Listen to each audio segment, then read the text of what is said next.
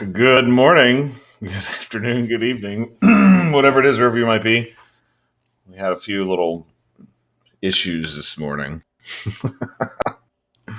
I can see that even now you're a little bit choppy, by the way, on the stream. I don't know. Something doesn't seem right about all this today, but I know. I guess You broke restream. we'll see how long it works. Telling how long it'll survive. Of course, How's everyone? It's Friday. It's might, Friday. might be as bad as last week where my where my Yes. VMs got deallocated. Maybe somebody at Please tell Restream's me. using maybe somebody at Restream is using it's using spot instances. They could be. They could be.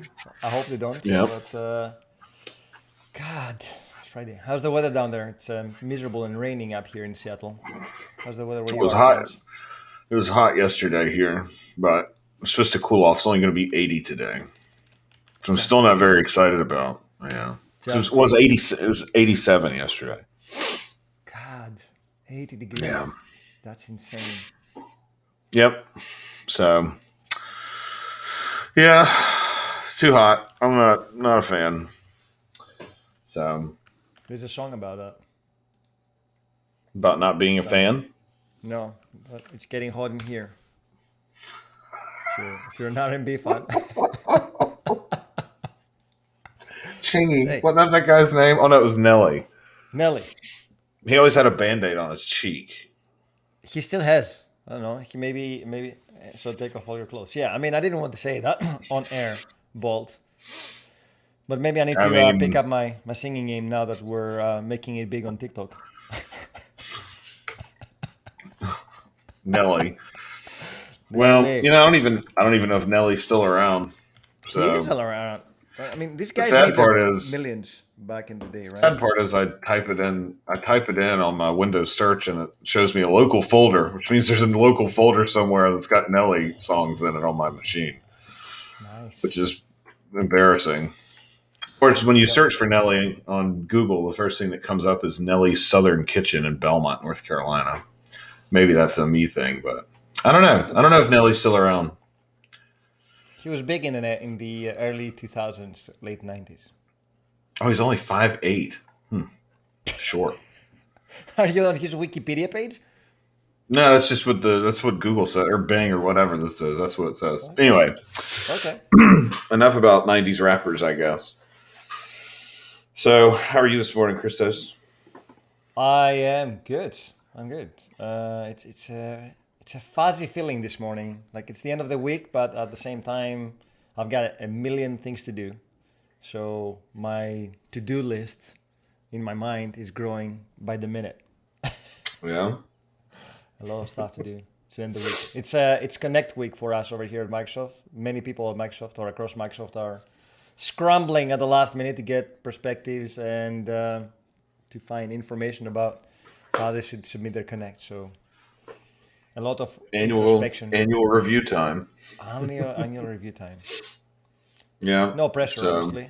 It defines everything for the rest of the year, or whether you'll have a job. so do we have any news? Anything interesting going on? Out there Spotify in the has world. uh, Spotify has revamped their UI. That's the only thing I have for today. They have. Looks the same. they What did they change? I think they changed the my library, which was a dumpster fire every time you went to search for something. Like I added a podcast and I can't find where I added it. Like I followed the podcast, but I can't find it now. I can't even remember the name of the podcast, and I don't know where it is. Come on, Spotify, Nice. make it easy for me. It would be nice to have I a didn't category think of Spotify's, of I podcasts, for example. I didn't think Spotify was. I didn't think that was like a thing though. I didn't think Spotify was big for podcasts. I thought that It was like. is. I thought most people used other stuff. Well, did you not hear that Apple now is going to be? It's changed the model for podcasts, so it's going to be charging people for publishing, and therefore people will be looking for alternative ways to publish. I think Spotify was second biggest podcast hosting podcast. Yeah, a 4 to 5 show podcast. No, not This is about it. You're this is listening to it right now. this is it. Yeah, you're listening to us rambling while we also have a camera on. I mean, who's gonna listen to us Like imagine JP struggling to get his OIDC client set up in his .NET app, and that being the subject of the podcast. I don't think so. We're amazed that any of you listened to us in the first place, much less take us with you to watch later or listen later. So, Oh God. anyway, no, we thought about doing one, but it's just going to be too much of a pain, just because there's just not enough, there just aren't enough hours in the day. But if you're interested and if you want to do a one-off episode of something called the 425 Show Podcast, and you want to come talk to us about stuff, we'd be happy to host somebody. Oh yeah. Well, I mean, we've had episodes in the past where long time chatter, first time viewer. We had a lot of episodes in the past where we just had people coming to talk to us. We had Simon Brown, we had Claire Novotny, and we can get more people if you want us to. If you like this kind of format, in other words, let us know. Yeah, we could do that. We could do more of those. Okay, so if you were with us last week or earlier this week, you may have remembered that that our VM quit working right before we left, and that's because I was using an Azure Spot instance. And Azure Spot instances are awesome because Spot instances let you essentially buy unused capacity. So this is a VM we're using today. It's grown since last time. So it's a 48 core, 200 gig of memory machine. Do you have enough RAM there? Do you have enough RAM? Maybe I could maybe run Teams and Chrome at the same time. Right? Yes, and Visual Studio. And Visual Studio. So we've got 48 CPUs and 192 gigs of RAM. Here's the thing about this: this machine is 31 cents or something an hour. Damn. Which is like a couple $100. If it was to run all month. So anyway, the Spot thing. So what happened last week was. Or earlier this week, the Spot instances I was using were, I guess, in high demand, and so they got evicted. Actually, got evicted like 3 more times that afternoon. Oh, really? So I was like, well, let me move to something with a low eviction rate. Yeah. And so I moved. This one was huge. And I was like, oh, that's perfect. And so this is what we're going to use is our 48 core, 192 gig of memory machine. That's what we're going to use for Visual Studio today. So I don't know, maybe it'll be a little bit faster. So. And if we look at it, sure enough, 48 virtual processors. So yeah, not a bad deal. Not a bad deal. So yeah, okay. Anyway, of course, we don't have 64-bit Visual Studio yet because the 2022 preview isn't out yet. So yes, exciting times. Daryl Challenger says, as of last year, eBay didn't have a .NET Core compatible library. I mean, I'm not surprised about eBay, man. These guys are, I don't know, they have their own thing, right? They're doing it their own way. I think Umbraco runs on Core, doesn't it? I would be super surprised if Umbraco does not run on Core. I remember 2 or 3 years ago, the team was working on the Core version of Umbraco. Are you sure that doesn't have .NET Core? I mean, you might know it better. I haven't done anything with Umbraco recently, but I am surprised now that you said Umbraco doesn't. But the point there is that not every company will be able to provide a .NET Core library. Although it's been 6 years since we released this baby. It's fine. Oh, beta. It's in beta. Okay. Yeah. Oh no. They've got so they announced some. They've got like a migration. Looks like they're doing a migration, so it's cool. Yeah, it's cool. No, I mean nothing against .NET Framework. There's lots of stuff that is still written in it. There's lots of stuff that still exists, and there's lots of stuff that will always be .NET Framework. Mm-hmm. So, which is exactly why we're getting into what we're getting into today. Now, there is, make sure you join our Discord. There's been a bunch of really neat conversation out there this morning talking about B2C and talking about old .NET Framework apps and making them work with B2C because things like the B2C login URL are going to be changing and how does that work for compatibility and all that sort of stuff. So make sure you join us out there on Discord and come hang out and get your identity questions answered and just meet a bunch of super cool people, right? Yeah. And make sure to sign up on our YouTube channel so you don't miss any updates when we stitch and make our videos more appealing and easier to consume rather than hearing us talk about, I don't know, .NET and complaining like 2 old men. I see that Perkinj had some questions. So the runtime apparently is free, right? I will put this link in here. So yeah, so that link in the chat in the developer side, that's for deploying an IoT Edge module. So you can use like a VM, you can use a Raspberry Pi. Like there are basically anything you've got, you can run to at least for testing and development for building these containers that are going to run on Core or on IoT Edge. So you can get started with it for free. So. Okay, so let's get back into our code. So last time we were here on Tuesday, we did a few things to take this older app. This is the sample from 2014 that uses .NET Framework, .NET Full Framework, the full fat .NET Framework. It uses full fat .NET Framework, signs the user in, and it gets a token to go call an API. Yep. And so if you remember from last week, we had to make a few changes. So we did have a few changes in here. Like we made our MSAL builder static class, which just kind of made this a little bit easier because we had a bunch of extra stuff. And then we also had some problems with HTTP context. And the big problem with HTTP context was that the context itself was null. Yep. When we came back from Azure AD. So when we tried to redeem that code, the HTTP context was null. And so because of that, we were having some issues for it. So I did do a little poking around after the show last week and found that in ON, we do have a context that we can get, and it's out of the application instance. Very nice. Now, supposedly the reason why some of this happens is that there could be like there could be like a thread context problem that's going on because we've got this async event that's happening, and so the context isn't available here, but it is available over here. At any rate, rather than trying to completely fix this whole thing, I thought, well, let's just go get the context out ourselves and then go and run from there. So that's what we're doing is we're getting the HTTP context out of this ON context, and this, of course, is after the authorization code has been received. This way we can redeem it for a token, which is what we're doing here with MSAL. We had a couple other things that we updated, and we updated the vast majority of these. So we'll start over here at the user profile controller. Or actually, let me go back over to the naive session cache. So the one thing we did also add to the naive session cache was we're going to pass the context back in, and that'll be pass the context after all, right? Because it didn't have an awareness of that. Okay. So however we can get a context, we're going to pass it back in. Mm-hmm. And then we've just got essentially two methods in here. We've got a load and we've got a persist, and those are called by MSAL as you're doing work. So it's a little bit different from ADAL, but much less code compared to ADAL. When you're looking at in terms of what you have to own and manage and understand and maintain. Yes. So our naive session cache is just going to store these literally in session. All session is an in proc session. So you notice we have a session here, session state, and it's just in proc. So as soon as we recycle the app pool, stop the app, scale out to a different machine, like none of that's going to be there. So it's not terribly useful, except for dev.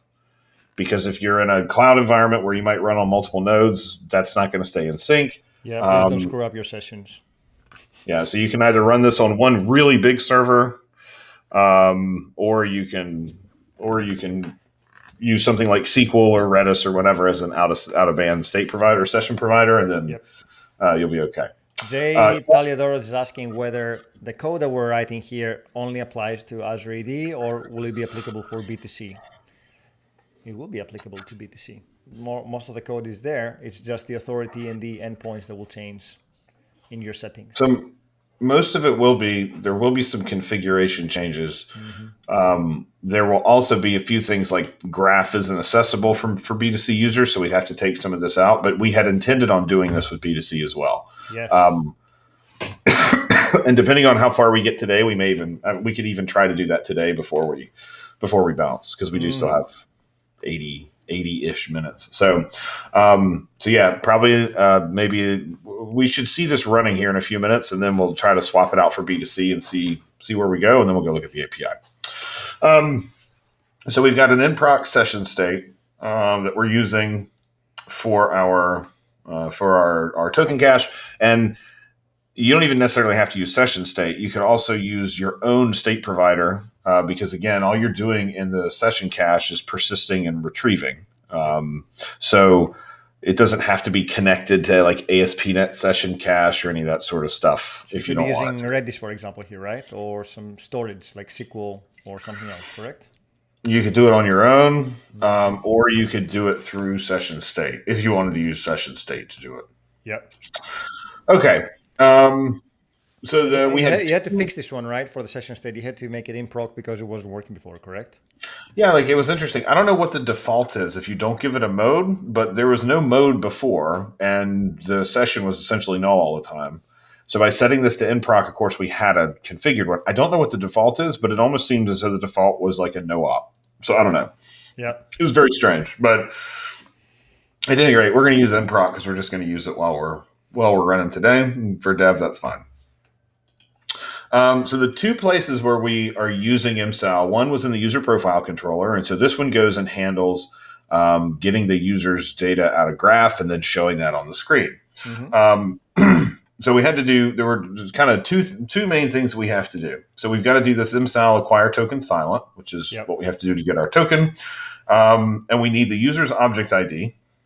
And so the object ID is their object identifier. We're mostly using that for the cache. So the cache key is the user's object ID. The user's object ID will always be the same, provided you request the profile scope. So the object ID will always be the same for a user across all apps. The subject claim will not, but the object ID will be. So we're going to use the object ID as the cache key. And then we're also going to get the user's UPN. And there's a reason for this. We need the UPN as the hint for which user do we get out of the cache. Oh, I see. So even though the cache is per user, because it's in session, even though the cache is per user, we still need to tell MSAL, give me the cache tokens for user X. Yes. And there are two ways we can do that. One is with the user's actual identifier, which their identifier today is object ID dot tenant ID. Right. So but that is not guaranteed. So we could use this because we know that's the format today, but we aren't guaranteed that's always going to be the format. So we'd have to round trip it. Now we can get that identifier value out, but we can't get the identifier value out of MSAL until, of course, it's gone into MSAL. So it's somewhat of a chicken and egg kind of a thing. So instead, we can use the user's UPN. And because the UPN came from Azure AD and because it's been set here, then we can use the UPN. And the UPN should be reliable. I did have some extra code in here. You'll notice that's commented out where I was specifically trying to build the account and add it to the claim set. But I'm not. The order of operations, I don't think, is exactly in the correct order, and so we'll have to dig in a little bit deeper to do that. So what you have right now should work with the UPN, and we don't have to. So what we have now is with the UPN, and so that's what we're doing here. Is saying, give me a token for graph, for that and here's the user's UPN. Yep. And then here's the user's UPN. Okay. So, and again, because we're using a user-specific cache, the user should be the only one in there, and so but. This is the pattern that's used, and so this is what we have to. Scroll down a little bit. What happens on the try catch? On the catch, are we expecting an exception for? Yeah, so the user does not have a token, and we have to go and do an interactive one, right? So if the user doesn't have a token, we just send them back down the regular OAuth pipe to go get the. Yep. So all we're going to do if we can't get a token out of the cache is essentially force them to re-authenticate, because by re-authenticating, they'll be getting we can essentially rehydrate the cache, what it comes down to. Right. And then this whole, I guess there's some code in here if there's a re-auth, then that is what triggers it to do it. So there's a link that gets generated in here. But at any rate, if there's no token in the cache, we essentially have to go have the user sign it again. they won't necessarily sign in again in the sense that they may not type in their username and password again, but they have to go back. They have to go back to the well. And if the well knows who they are, then they won't have to type in credentials, but the app will get a fresh token. So if it errors, it just shows an authorization required thing here. So that's it. So this one, most of the graph call didn't change. The only thing we added, or the only thing that would change, of course, is the access token gets set here, and this is for calling graph to get the user's data, and then it just takes the user profile data and stuffs it into certain places and makes it show up on the screen. So nothing too crazy. So we can run it. We can run this one. Let's run this bad boy and see what happens. I guess we have to run it with IS Express, don't we? I don't think you have a choice there. Run it with Kestrel and see what happens. Oh, by the way, did you hear there's a new tool or there's a new extension for VS Code that more or less mimics what we used to do with Postman, like a full-blown that's cool. Tool. I'll find the link while you do that because I thought, you know what? If I can take it with me, I don't have to install Postman every single time I need to use it, then that's perfect. So let's go ahead and sign in. And we went over to Azure AD. We signed in, and there we are. So I'm already signed into this browser, so I didn't have to actually sign in again. But if we were to do this in, say, a private window, if we go to localhost 44322, when we open this and sign in, we're going to go over to Azure AD where I'm going to have to sign in. So I'm going to sign in with my account. I'm going to get prompted for multi-factor on my phone, which we'll do that here. And now it's going to ask me if I want to get signed in, and then we'll go back to the app. And now we're back in the app, and it knows who I am. And if we go look at my profile, we should see profile data. And we didn't have to re-sign in because we already had our graph data, which was great. So we got our display name, our first name, last name. This is the stuff that came out, right? Look at that. So now the other bit of code that we have yet to touch is the to-do list code that calls an API. Correct. So this is saying that a sign-in is required, which is chances are is because we and I haven't touched that code yet, but I'm going to try to sign in. You're not looking at the right place in the cache, or you're not using the cache, right? Oh no, we need to get the access token, don't we? For the API, which we haven't configured. Have we even configured? Yeah, so we have to get an access token for the other API, which is going to be different. So that's going to require a little bit of extra work. So we know our user profile container is good. That means that this chunk of code here that we have is ready to go, is working well. So we can get rid of our to-do now. So we don't have this to-do anymore. Do you have any I don't actually think with ADAL? I do. We've got the to-do for, let's see. I forgot how you see to-dos. Task list. Where's my task list? Here we go. So we've got ADAL here. So this is in the... Okay, so this is in the account controller. Oh, and we've already updated that. So that's good. Perfect. Actually, let's leave these in here now that I think about it because... Oh, so people can see where we change things? Yeah. Nice. Or I guess we could always leave something else since it's no longer a to-do. But at any rate, yeah, we'll leave them in there so that when we publish this code later today, you can go see exactly where we made the changes. So, or you can just watch the video again, I guess.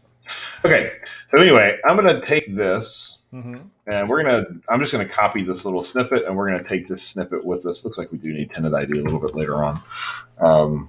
Because we're encoding the tenant URL. That's right, or the tenant ID. We're going to take this little snippet of code because we are going to need this. We're going to make it. Yeah, we're going to make a little small change, but one thing to notice, this is the user profile controller where we're going to call graph. This is our list of scopes, and you'll notice it says graph resource ID.default. And so we're saying give us an access token specifically. Give us an access token specifically for graph. Yeah.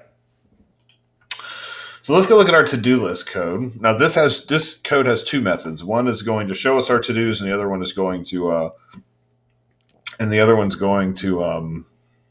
let us write a to-do. Yep. So, here's our first to-do. We'll just put this in here. Now, what we have to change is our to-do list resource ID. Yes. Is what we're going to be using here instead. Yep. And because we're doing an acquire token silent, there's a really good possibility, because we've yet to get a token for our to-do list. We have one for graph, but we don't have one for to-do list. Mm-hmm. It's a good possibility that this is going to blow up. That means that when we send a reauthorization or reauthentication request, we need to also say, give this user tokens for this specific resource for the to-do list rather than for the graph. Yeah. And we'll get into that in a minute.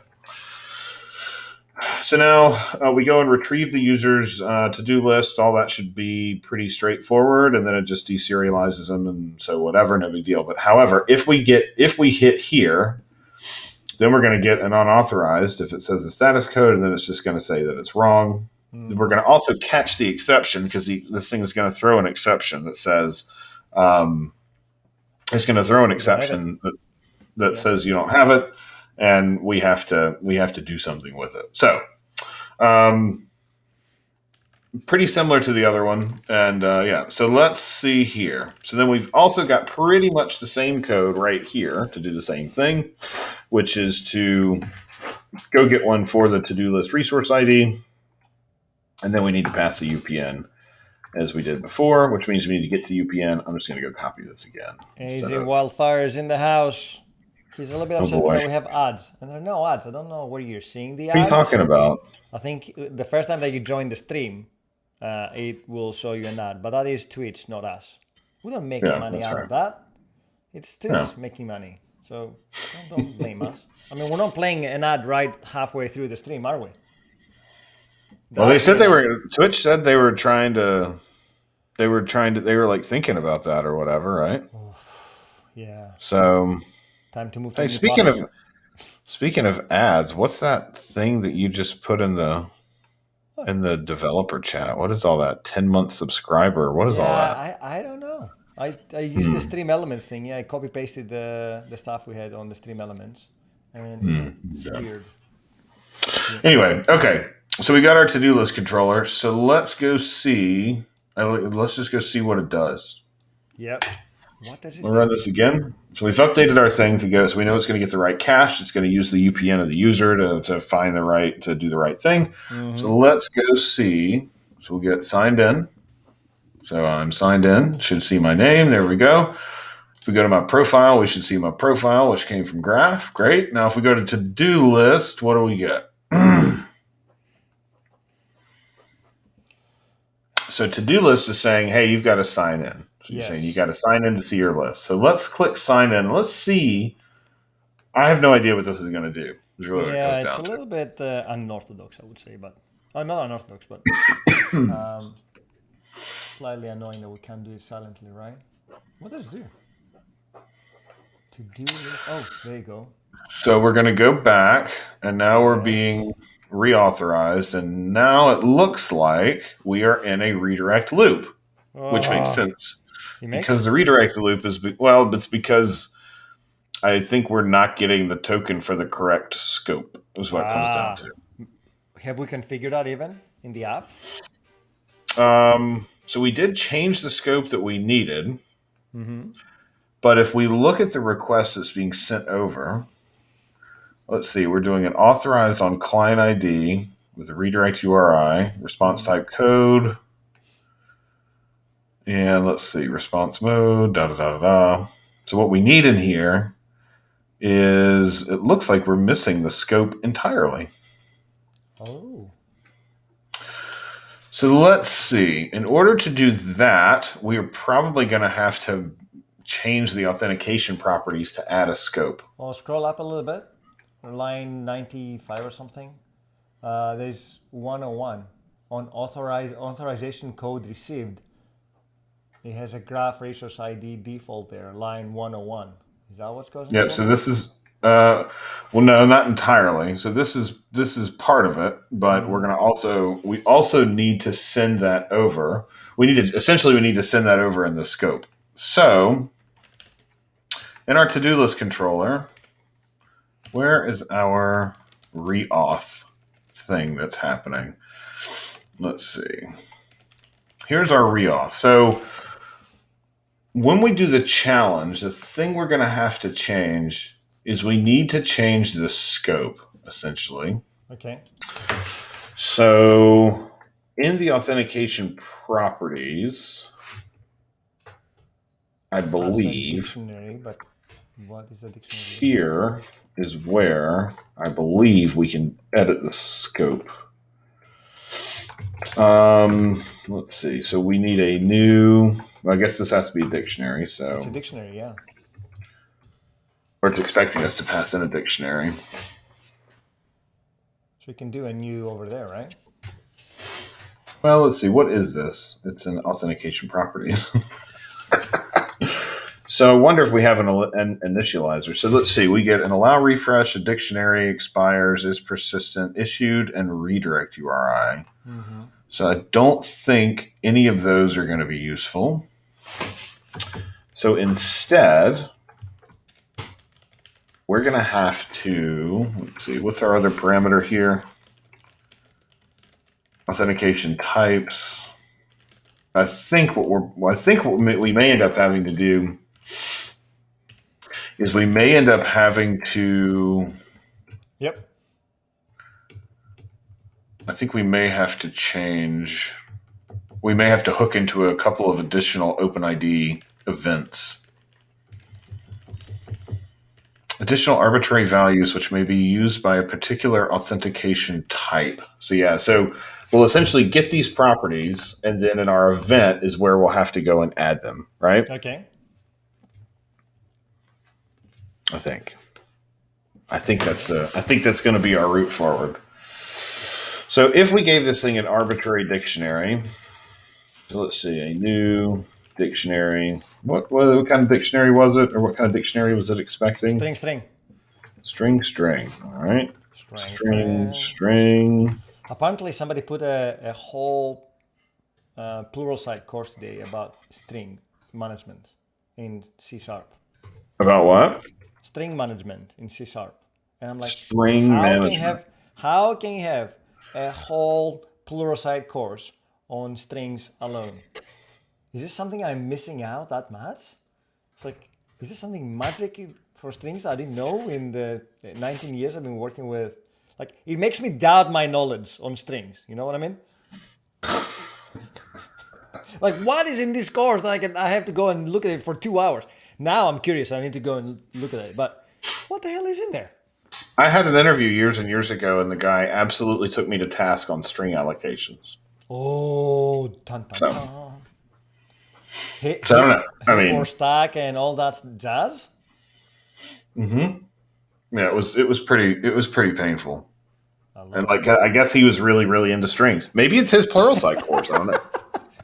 He was really into it. Let's exchange notes behind after the show. So I'm really curious if it could be the same person. Although this person, I know him from events, and he's really young. So I doubt it was that person that was interviewing. No, this guy was I mean, he wasn't. He was probably in his 40s. Would be my guess. Nope, that's not the one then. So okay.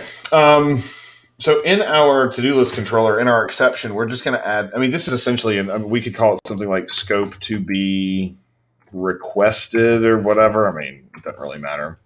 Scope needed, maybe we'll call it. I'll call it that.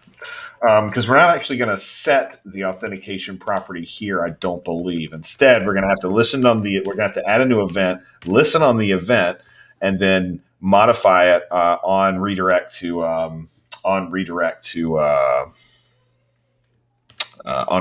identity provider. So here we're going to catch it. We're going to set our string that says, hey, we need the to-do list. We need a token for to-do list. So back in auth, we're going to have a new one called, I believe it's on redirect to identity provider. There we go. And that will be, in here we should have our dictionary, which we'll have to go look and see how to get our values out of that dictionary. So on redirect to identity provider. Yep.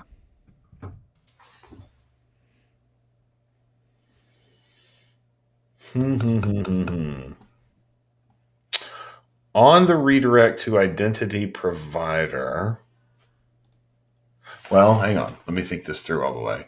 Yeah, think about it. Because when we run this, So we're using MSAL, but we're using old ASP.NET. So that means we're using V1 endpoints, which we should probably adapt. We don't want to use V1 because we have to use resources instead of scopes for V1. Yeah. Which we don't want to do either. So did we make that change in here? I don't think so. So we've got our AAD instance. So we do need to change this to be V2. So let's go ahead and change this to V2.0. So we're going to add that to our instance. And then we should be able to send scopes without any drama. So then in here, when we do our options here, I believe, is this our dictionary? No, this is not. So in here, we can add our scope. And this at one point was read only. I don't think it is. No, it's got a getter and a setter, so that's good. So essentially what we'll do is we need to figure out where our options went, and then we're going to set our scope. So in the message, maybe it's in state? No. Is there anything in the docs that we can look at? Yeah, let's go see. In fact, there's a bunch of stuff that we had to use this with for B2C. So let's go look at redirect to identity provider and ON. Okay. Oh, there's a book. Our book? It's at the Microsoft Press store. Wow. So let's see. Redirect to identity provider. Really just looking for like a good sample of it. Let's see here. Let's see. Redirect to identity provider, ON, add scope. Oh, maybe the ON. The book will tell you. Maybe it's not a book. Maybe it's just an article. Hey, look, it is just an article. Ooh. Cool, and it's from the right time period, 2016. Just at the edge of .NET Core taking over the .NET world. Well, we had so many, there's so many, names are so similar from one to the other that you want to make sure you're in the right spot, you know. So that's, okay, so we don't need this. Request options.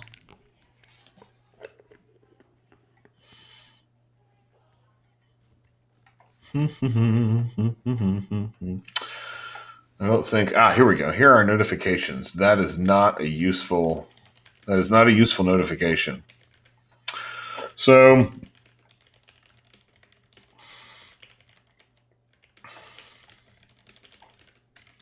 redirect to identity provider, that's going to be the first thing. That's going to be the outbound response. That's when we need to make our changes, right?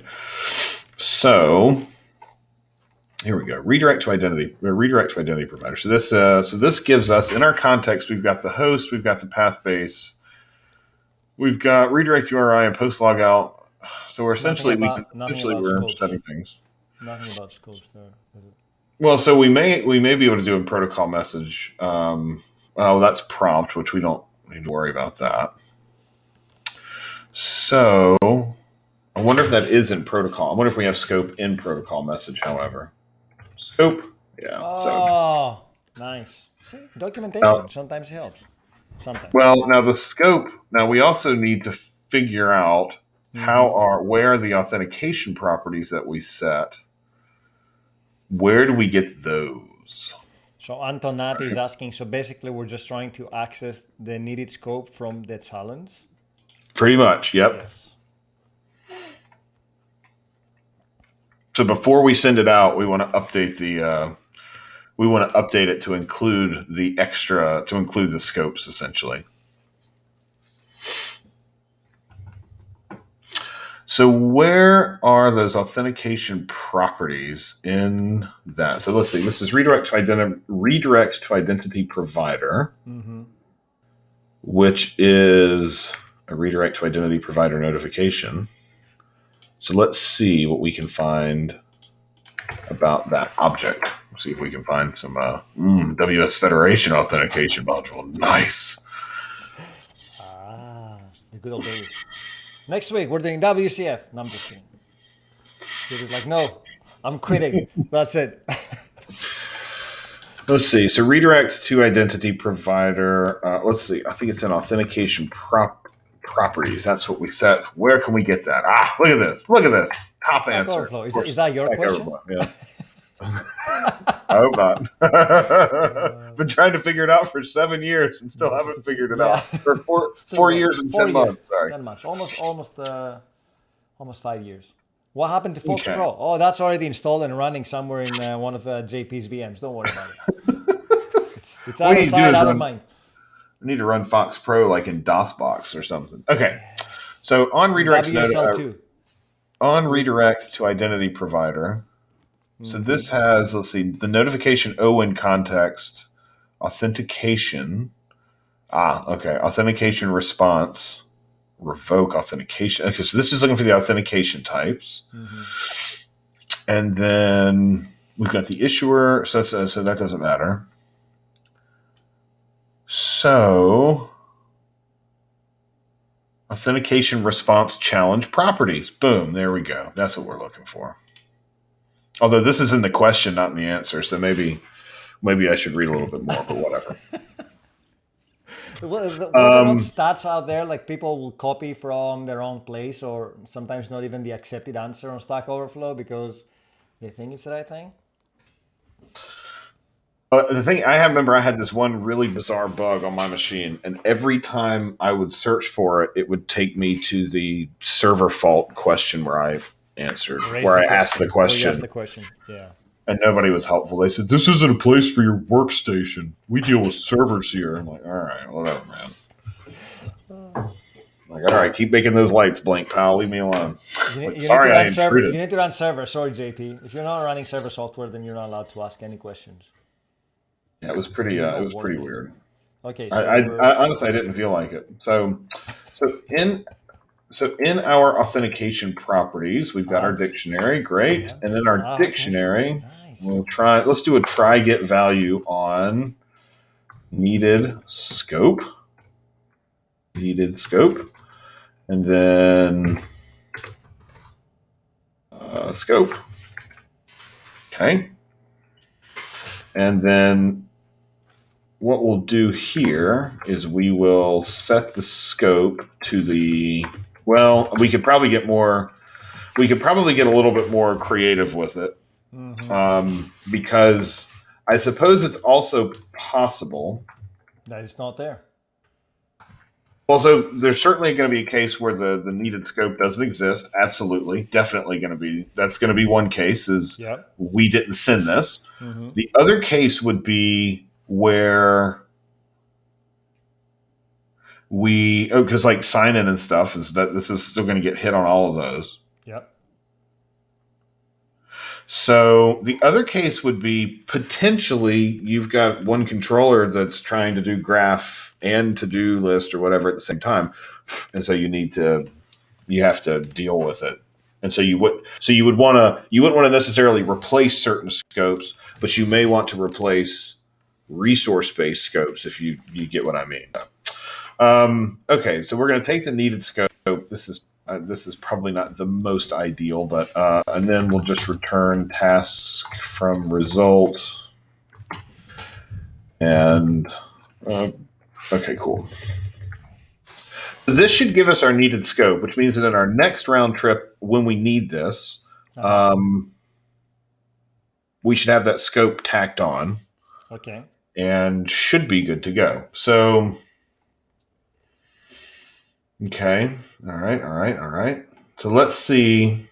We also did the cardinal sin. We made two big changes at once, in that we've added this response and we also switched to v2.0, but we'll come back around to that. So, all right. So I need to make sure we're signed out, which we are. Good. There are no cookies or anything. I'm going to open up the network pane just so we can see what's happening, because I have a suspicion we're going to have to open it anyway. So let's go to sign in. Sign in, authorize. Cool. So our authorization worked. It doesn't have my name, which is interesting. We'll come back to that one too. V2. V2. Yep. So let's go to my profile. So profile. So we're still missing our UPN. because our claims principal we didn't map after changing to V2. So, yeah, because the claims that have been issued are going to be a little bit different this time around. So we'll see. Should we back out from V2 and replace? Well, because we can't make a scope though. Fix it.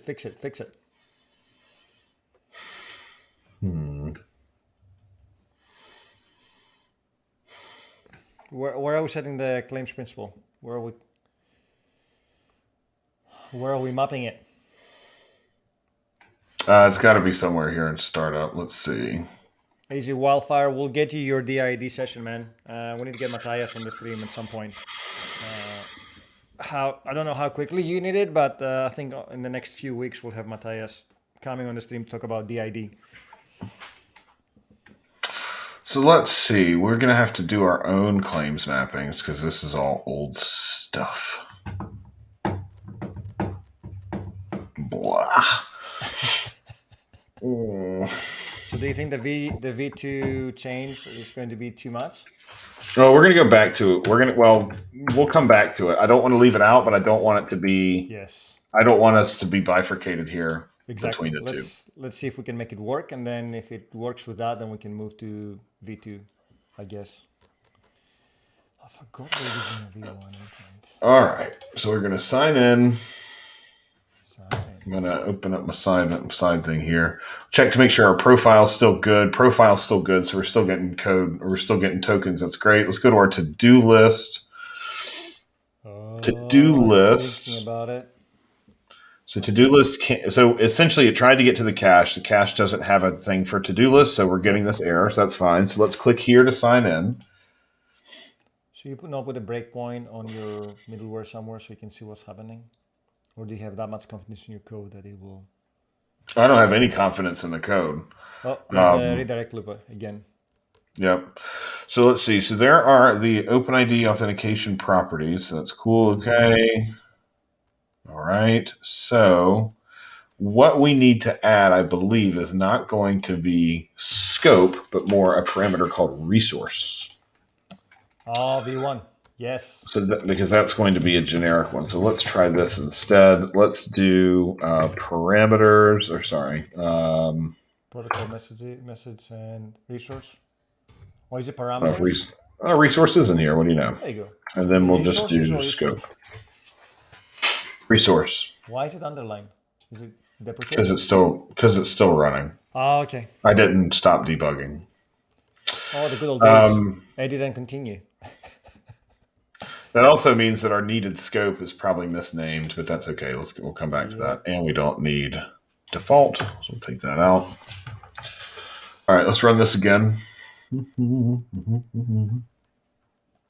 want to put a breakpoint in here? Yeah, I was thinking in there just to capture what is in there, and then.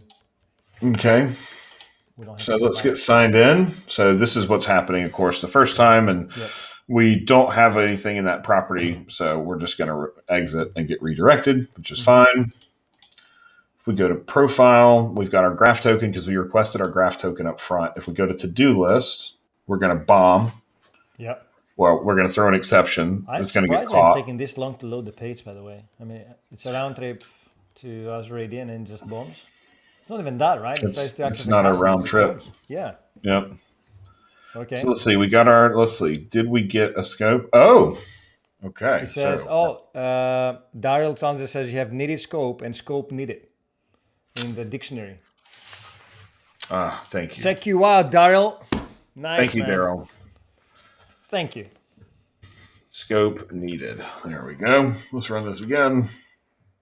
Can we go straight in this page this time?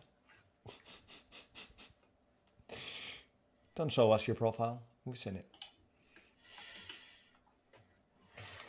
Well, the reason I go to profile is to make sure that the cache gets filled correctly with the graph. Oh, okay, fine. With the graph token before we switch over. So let's go to to-do list. I will accept it. Okay, click here to sign in. So we're about to get signed in. And bombed. These are breakpoints going to get hit here in just a sec. Cool.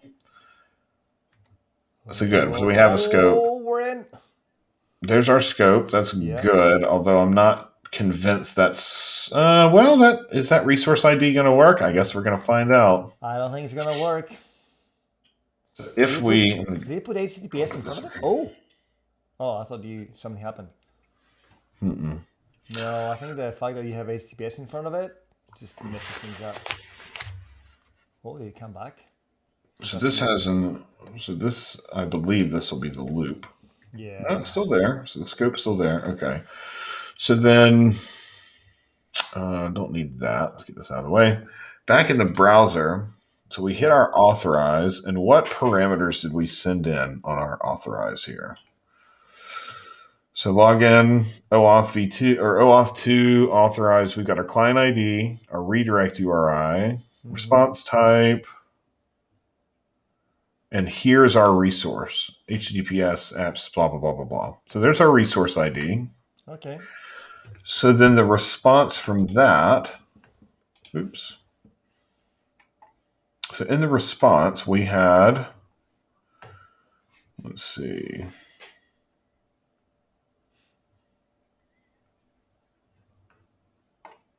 Oh, sorry, response. That's what I was looking for. Something. Or I guess what we sent to localhost. So it was a 302. So here's the code, here's the ID token, and here's the state. So we got a code, which was great. So the code, the authorization code, if we were to redeem that authorization code, should be good to go. Mm-hmm.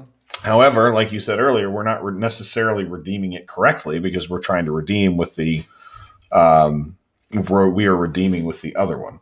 So we're with the other scope. So let's go down to our other message down here, to our other action down here, where we're doing a acquire token by authorization code. So let's see, do we have these same properties in our context down here? I hope so. It'd be great if we do. Yeah. So let's see if we can still get a hold of our properties here. You need a context something that gives you access to that. Oh yeah, you have context. And so instead of CTX, you need to use context, I think. You should probably just move these up to be anonymous methods too, but whatever. So at least they're all in the same place. So we're not going to be changing this here, of course. What we're going to do is use that information in this var scope so we can, yeah, it's probably better if you name it, or are you going to leave it as resource for now and then you're going to change it to scope when we go to V2? Is that the plan? Yep. Okay. Yep. Oh, no, it shouldn't be graph resource ID, is it? Well, that's what it is by default, because that's what we request by default. Okay. So here we'll just do the resource. And what we'll do is we will set the resource to... I see. We will set the resource to the to-do list API resource. Get rid of the default, because we don't need the default, because we're still in V1, and we'll come back around to that. And it was scope needed.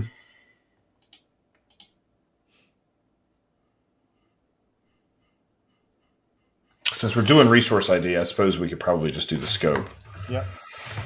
So we'll just do scope needed, or just scope. There we go. This isn't confusing at all, but it won't be when we use everything to scopes instead of resources. But Antonati is asking, I'm pretty much of a noob here, but are the authentication properties signed or something on the way in and out to prevent stuff like people just tampering with the value of needed scope? Yep, they are. Oh. Okay. So on authorization code received.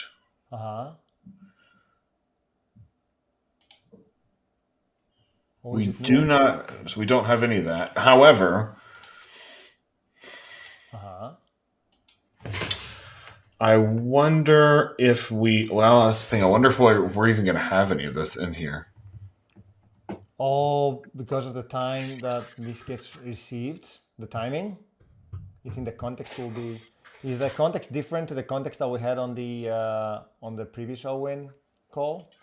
It's an authorization code received notification context, which I think may be different, right? I wonder if it's... what we should do is look to see what we have, if we have anything in here. Now, there's also a state parameter. We could put it in state on the round trip, but that'd be kind of lame. Oh, no. Oh, God. I remember overusing and abusing states in ASP.NET. So during sign-in, we have authentication response challenge. Yeah. Which is OpenID Connect. Properties, it's got a dictionary, it's got redirect and redirect URI. Okay, that's cool, whatever. Cool. Oh, that's on the redirect anyway. Now, in the authorization code received event, we have no data here. We do have a user. Oh, claims. Empty. There's nothing there yet. So we have the principal, but nothing's been done with it yet. So in let's see, in our ON context, we have authentication. Okay. Now, this may be because we haven't. So I'm thinking we need to check. Essentially, we need to check if because I don't know if this will be a challenge, a grant, or a revoke. It may be a grant. Well, no, because we're setting it on a challenge. And this is going to be after the user's already come back. Yep. So we've redirected, they've gone out, they've come back, we've gotten an authorization code. Yes. What data makes that round trip with it? I wonder. That's what we need to figure out is what's going to go in that. What's going to make that round trip?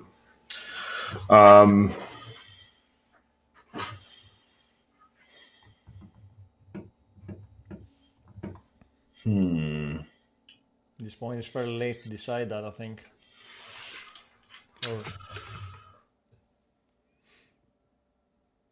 So we'll just be really sort of defensive programming.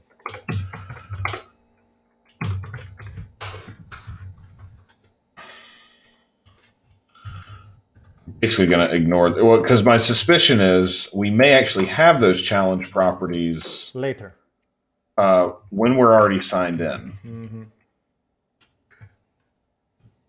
Because we're going to have to process that authorization code each time. Yeah. Oops. Now I don't know if it'll be in that event or not, but we'll go back and look anyway. Okay. So we run this and see what happens. Okay, I see. Well, I think that's going to be an issue because. Oh, okay, let's see. We don't need this breakpoint anymore. Oh. The provided request must include a scope input parameter. Okay. I thought we had it there. Where did we change something? Yeah, you moved the resource up. Oh, was that space? That's it. That's the authorization code. But we didn't change anything up here. That was working before. Is this getting hit and it's not supposed to be? Let's see. You need to go back.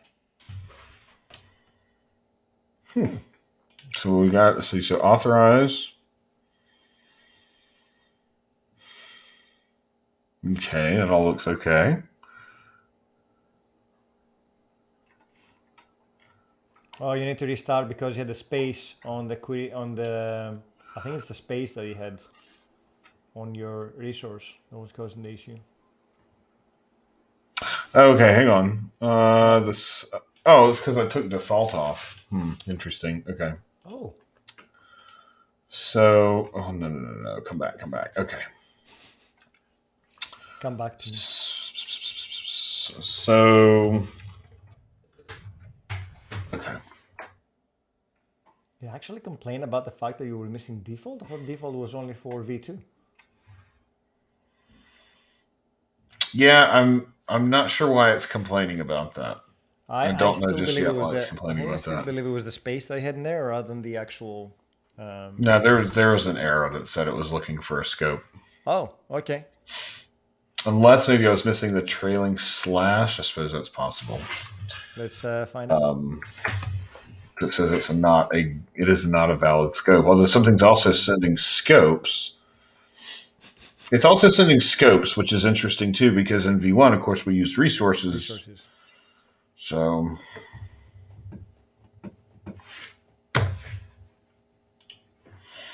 all right, signed in. Okay.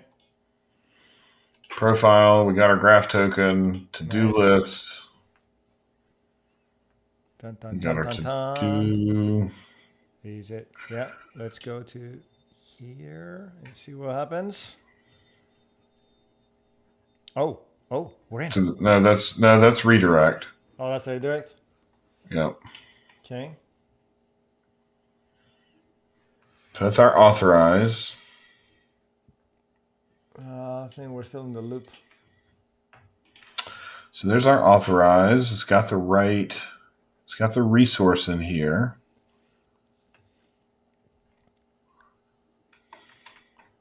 So there are our auth properties. There's our resource. When we come back, we've got codes, ID token. We've got our state still. Mm-hmm.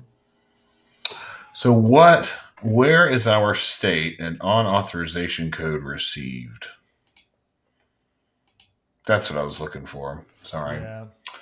So if I put a breakpoint here, if we go try to do this again, let's go back to localhost. Yep.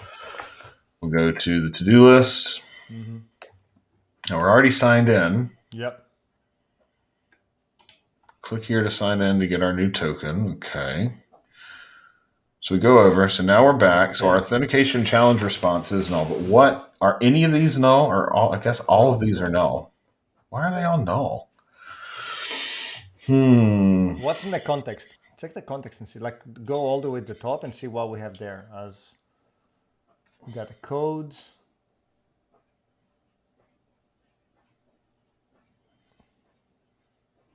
State. No, the state is just continue. So what is in here that we can use? there it is. It's in our authentication ticket properties. Ah, see? I think that this context is different to the context that we had before.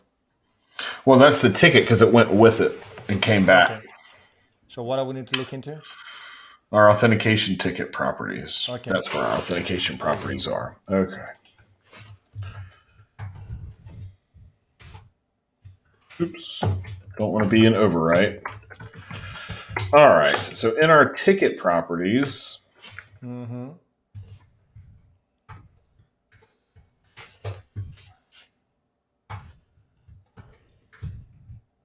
let's go get these. Oops, sorry, there's our. We got our properties now, so that's great. So we got our properties. Now we should be able to redeem the code successfully, but let's step through it and see what we get. Do you need to move the breakpoint up to 112? No, because I don't want to hit it both times. Okay. We can add it after we sign in. Sure. Oh, that's also not going to be, let's see. So scope needed likely wouldn't have anything in it. Okay, so that's cool. So then the resource is still graph, so that's good. Okay, so that's our normal one. So that's our normal sign in. That's good. Graph worked. To-do list. You should bail out. Slow cache check. Click here to sign in. That is a slow cache check, man. Honestly, what is it doing? It really is. Okay. So do we have a scope? We do. So we're going to set our resource. Now let's see if we can redeem that. And if not, we have to go check the resource ID. Mm-hmm. Okay. So the resource principal named blah was not found in the tenant. Okay. So what? Let's go look. Is it the wrong URI? Is it prepending with HTTPS or did we define it as HTTPS?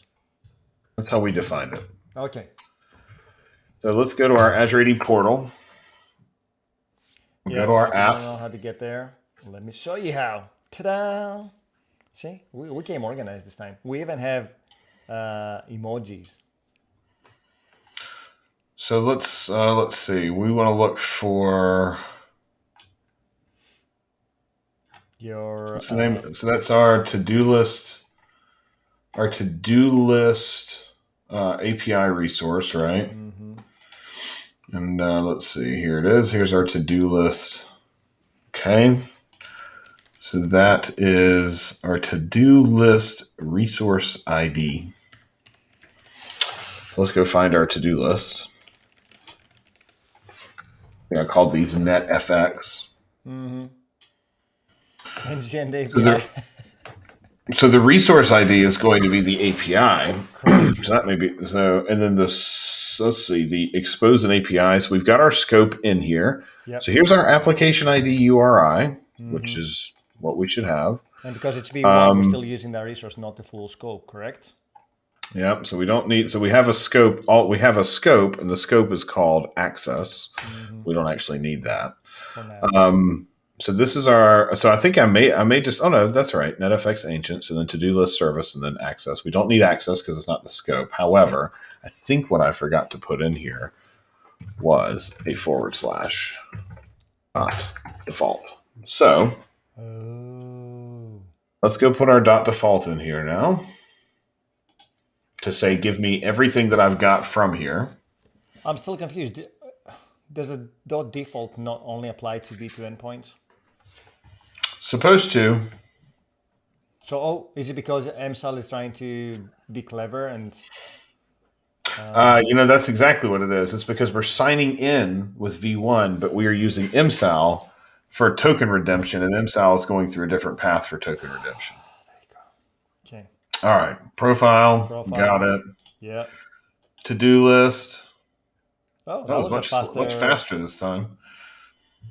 Okay. So the resource principal named net default was not found. Are we looking the right tenant? We must be the right tenant, right? Yeah, it's the right tenant. Let's go back and look at our web app and make sure that we should have all of our. We've got our API permissions here. Yeah. We've granted all the access that we need. We've done admin consent. Granted for this directory for this one, so that's good. So we'll grant that again just to make sure. Double grant. The other thing, let's go look at the manifest to make sure we're requesting the correct thing. Do we need to? You mean it should be a V1 token rather than a V2? Is that what you're saying? No, the app ID URI that we're going to be using. So there's our identifier URI, which is what we're using to request this token. I'm not entirely sure why it doesn't like that, but so that's our identifier.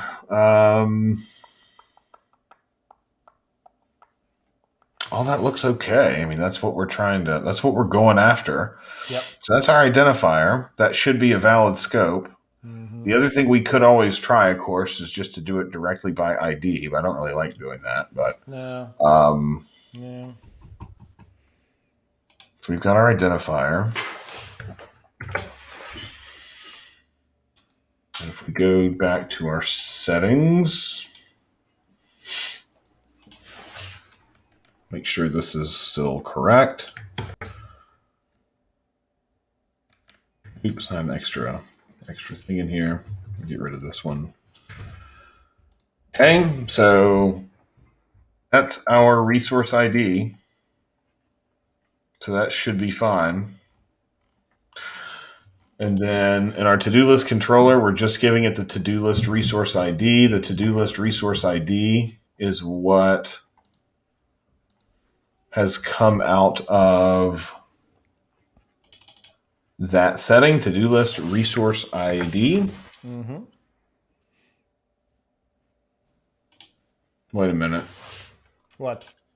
Are these are case sensitive? Are these strings case sensitive? Because this one's lowercase I in the settings and it's capital I elsewhere when it's being used in the code. But we got it. We could see it in the code, right? It did populate the.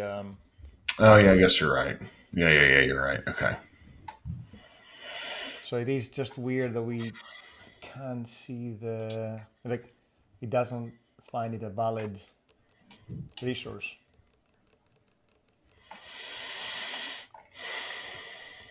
So we're doing. Is that error message still available, or did you shut down your No, it's gone. All the good old days that you could, or the good new days that you can actually sat down Kestrel and your website is still up there. Let me make sure I'm not missing. Make sure I'm not missing characters. I wonder if I need to put the default on the resource when we request it. That's what I'm wondering now. Because this is default. Because this is MSAL. Yes. And MSAL is going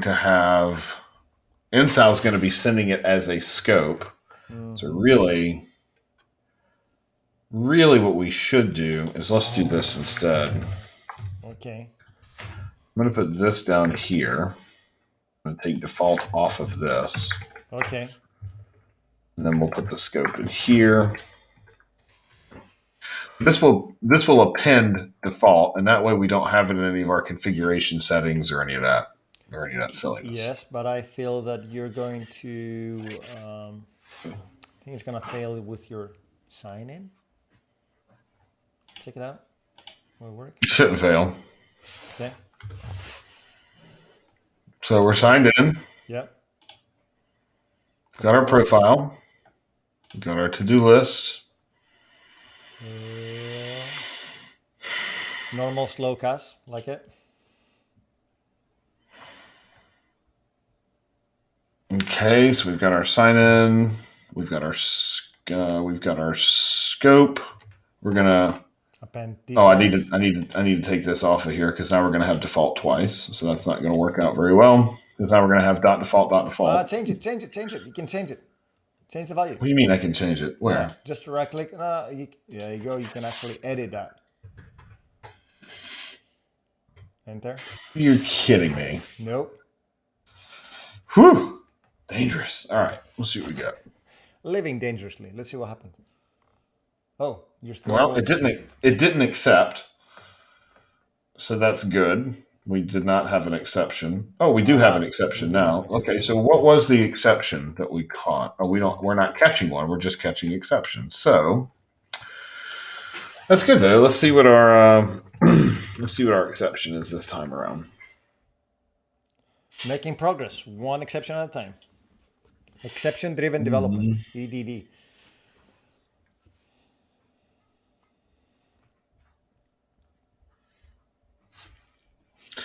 So AZ Wildfire, I see your question.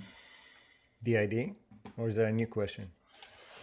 No, he's saying, why don't you just put proxies in front of everything? Well, I think the only problem with that approach is that now you've got a proxy, so you've got something else you have to keep running. Mm-hmm. Secondly, you have what if I need to get authorization data in here, right? Yep. How do I get authorization data in my code? Or am I just saying I'm going to publish all my code, hope and pray that the front end or the proxy that you're referring to is going to take care of everything for us, right?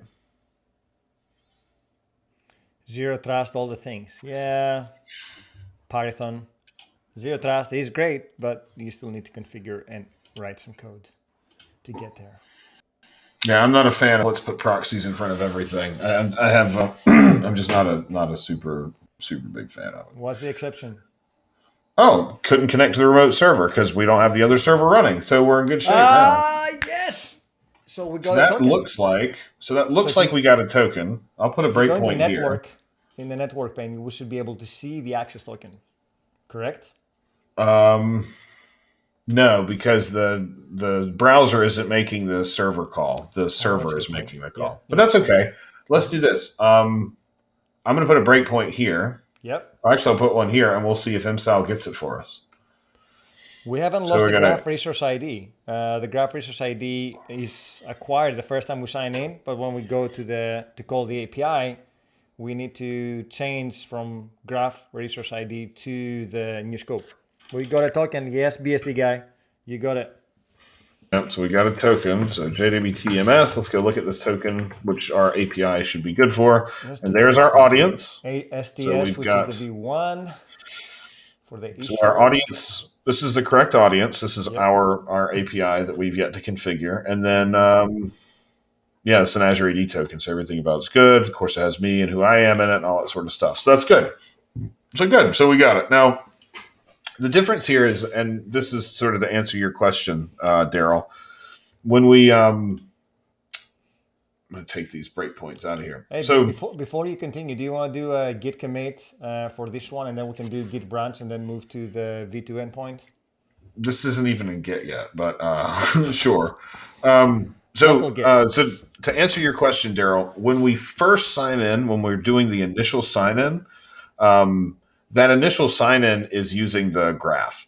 So the initial sign in, we're signing the user in, and we're getting an authorization code for graph, and then we're redeeming that authorization code for a token, and it's getting put into the cache. Mm-hmm. The next time when we go to that to-do list browser, the to-do list browser needs a token for a different resource or for a different scope. And since it's not the same resource, it's not graph, it's not in the cache. So we're just saying, hey, go sign in again. And we're going to also add that one to the cache.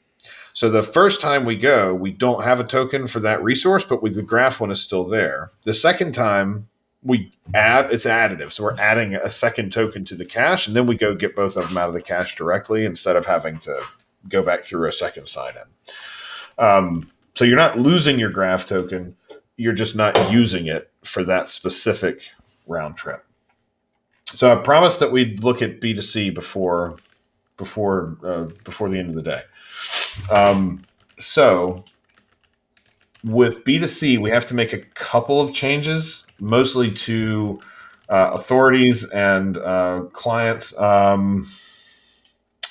know it's a little bit later than I had said we would do this, but let's B2. I'll do a new branch for we'll call this B2C. Oh, you're doing the B2C now? You do realize that we have a hard stop at 10, right? Well, we promised people we would do B2C, so that's why I figure we'll do that first. And your promises staying true. Yeah. It beats the other stuff I have to work on today, so I don't mind it too much. Okay, so let's get to B2C. We're going to speed run B2C a little bit today. So let's get to B2C. We got to register an app, and we'll call this NetFX Ancient B2C, and we'll put web at the end so we remember. All that's cool, whatever. It's localhost 44322, I think, right, Christos? That's the one. So get that in here. Come on.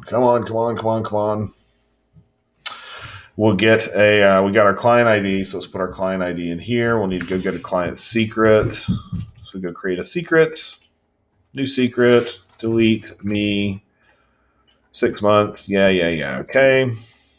I like how you can now define it for 3 months as well if you want to. Did you know there's a graph API that you can actually run to see all the expired or the expiring secrets? Yep. Maybe we should do that. Maybe we should do that once on the stream.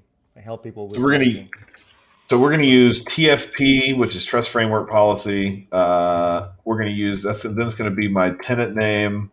Yep. Then it's going to be, I believe. Let's use one, and we'll use Susie Rec. I think is the one that I've got. You might want to do B2C lowercase because I know that MSAL is sometimes temperamental with the B2C, the policy name. Well, luckily this is before MSAL, so we're not gonna. Okay, so then so graph is going to be interesting because graph we can't access. Correct. So you need to change the call there. So instead, what we're going to do is let's switch it to the resource API for our API, more or less. Yeah, pretty much. All right. So we've got API permissions. Mm-hmm. Do you have an API handy? Because it doesn't really matter, right? We're not. Okay. So we'll do a quick API. It doesn't matter. I'm not going to run an API. We're just going to see if we can get a token for it. This is a speed run, friends. 14 minutes. So let's set this. We'll call this netfx ancient API. Okay, so that's our application ID. We'll just call this access, even though we're not going to use it. Yep. So we've got our application ID URI. We're gonna put that in for graph resource ID, just even though it's not graph, because I don't feel like because then we don't have to go and blow up the code to make it work. So graph resource ID is that. We got a secret. We got our tenant. We got our client ID. We've got our graph resource, which is really just our resource for our first call. We've got our policy in here. I think we're okay. The other thing we need to do is go back to our web app and add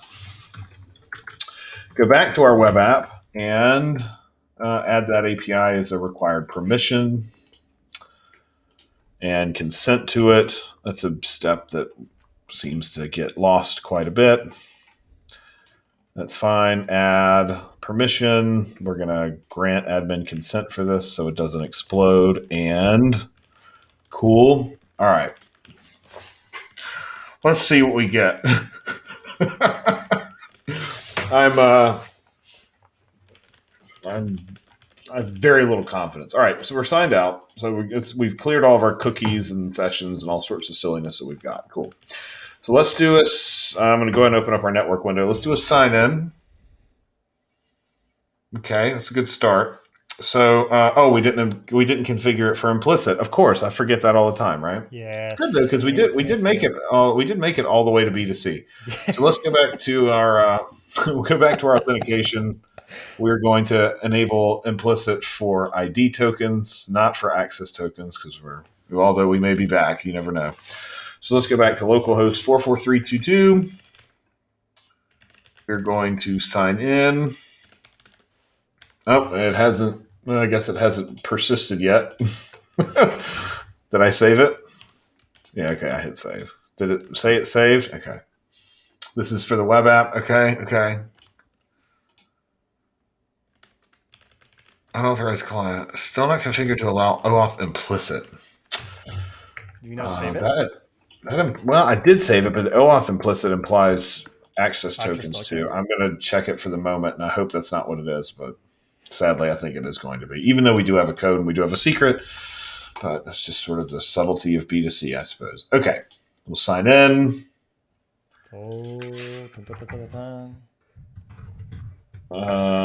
If I can type today, tab order still wrong. Hunter 2, right? Signed in. Oh, we're in. Okay, I mean, I'm signed in. Now, we have to do some claim mappings, but I am signed in. Damn, man. We're in. Now, if I was to go to profile. So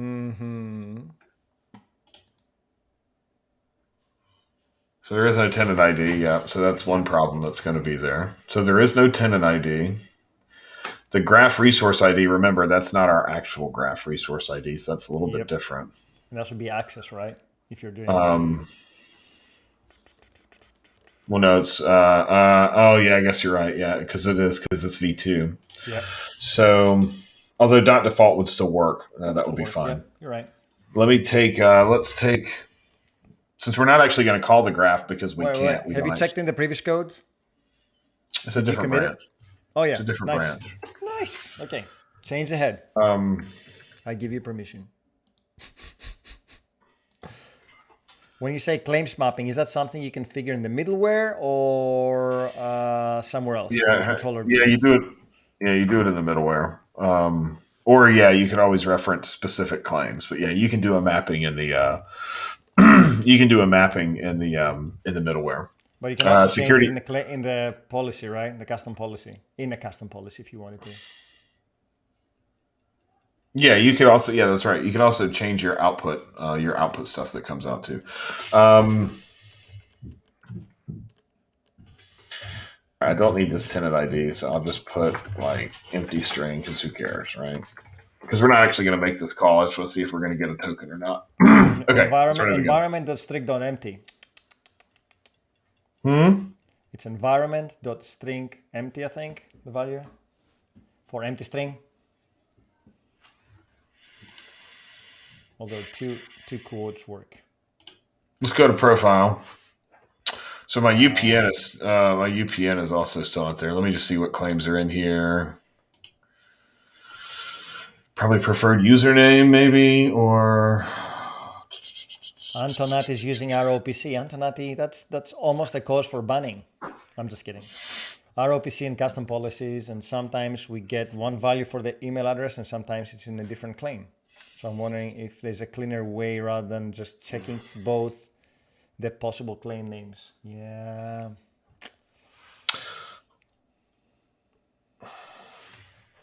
I see what you're saying. You still do it in the middleware.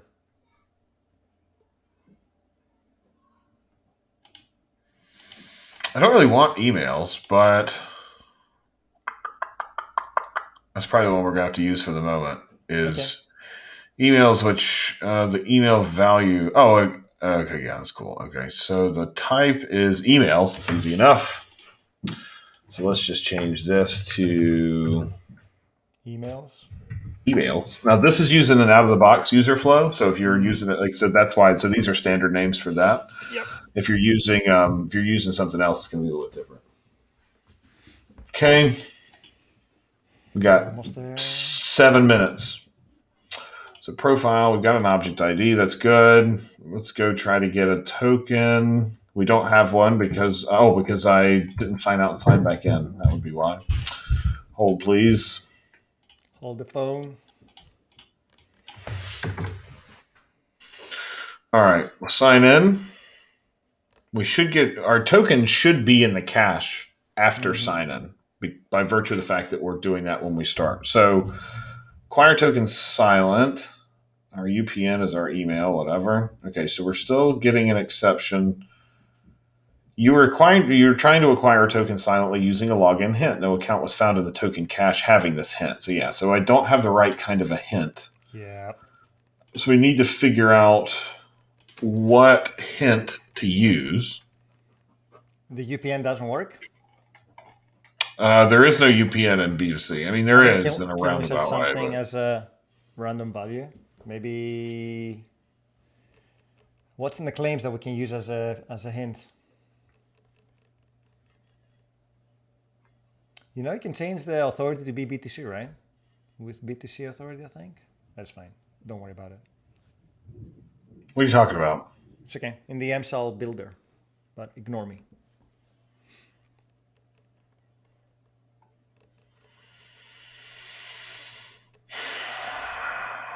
What was I thinking about? No, I've forgotten. Hint. What should we use for hint? Oh, right.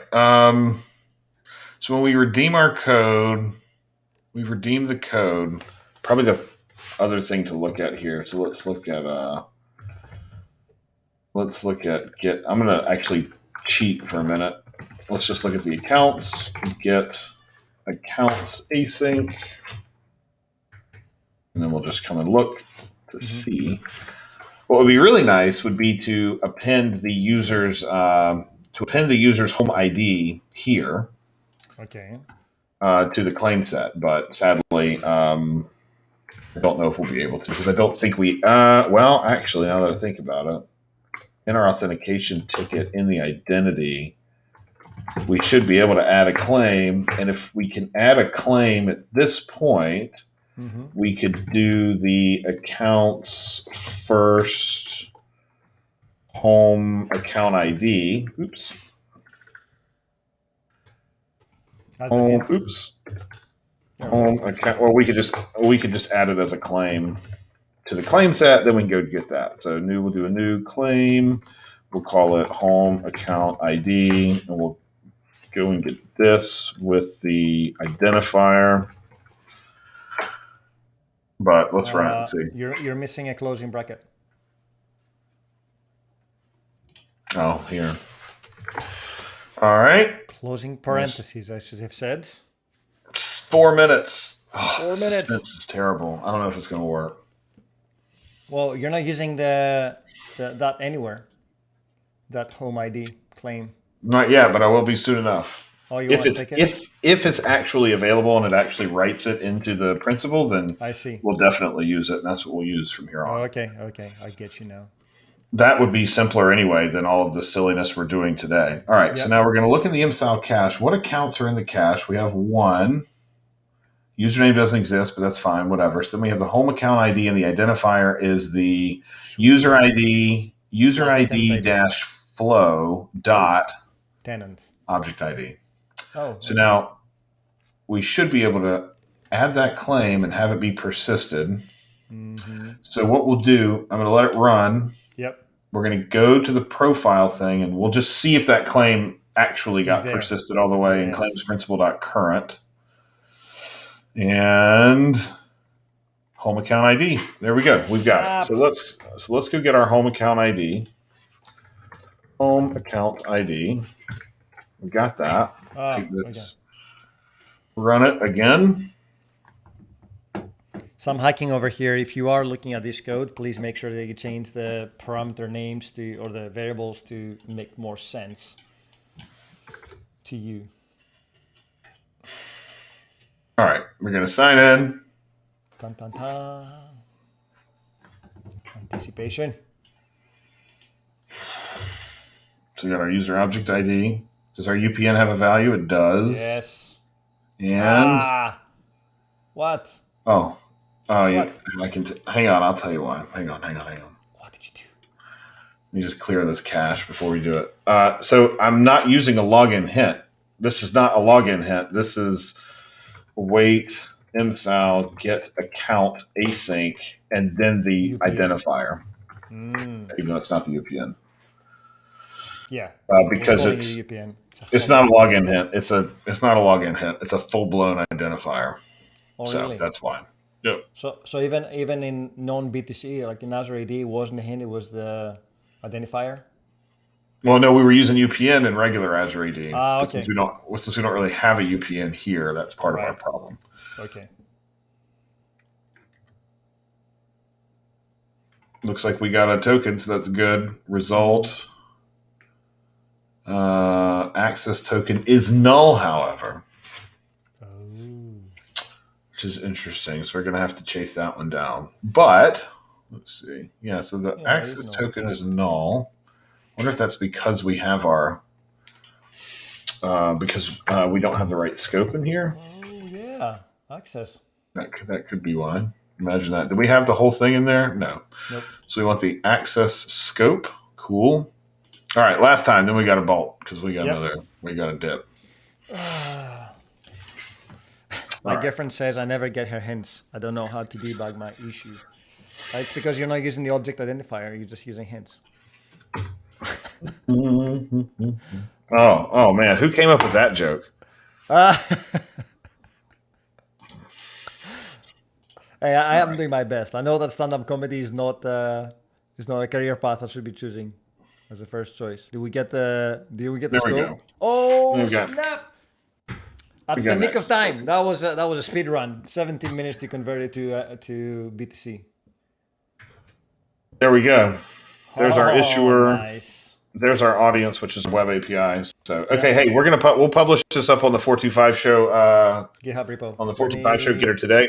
When we do that, we will post that in Discord. So make sure you join Discord, and we will when we get this published up later today, we'll let everybody know. Thanks for hanging out with us. We're going to be on the next show on this channel anyway, but only for like 2 minutes. But stick around for developer. We're going to raid. I guess we should. I don't know how that's going to work. It doesn't really matter. We got to go anyway. Sal codes. Clark.io. Well, okay. So we'll go raid shell codes. Because if you guys don't want to see us again anyway, so let's get out of here. Hey, everybody, thanks for hanging with us. We'll be back on Tuesday. We're going to do more of this, but with APIs, and we're going to look at logic apps and managed identities and assigning rights and doing all sorts of fun stuff. So I hope you all have a great weekend. Join us on Discord. Come and hang out with us, and we'll see you next week. We'll see you next week. Thanks, see you, everybody. Everyone. Bye. Bye.